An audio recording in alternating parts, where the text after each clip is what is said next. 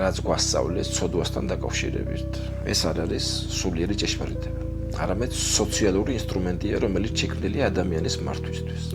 ის უბრალოდ დანაშაულის გრძნობას გვინერგავს.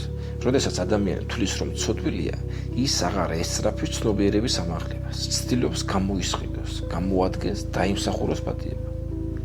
ამ დროს ის ემორჩილება მათ, ვინც ამ პატიებას პირდება.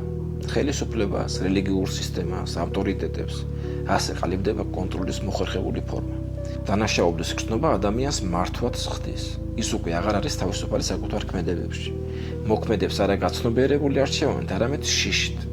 ეს კი ღმერთისკენ სვლის გზა აღარ არის, არამედ დამოკიდებულების გზა. ღმერთი არ ყოფს ადამიანებს ცოდვილებად და წმინდანებად, სწორებად და არასწორებად. მისთვის ყველა თანასწორია თავის არხში. დანაშაულისა და სიმართლის შორის გამყოფი ხაზი ეს ადამიანის ხედვაა და არა ღვთიური.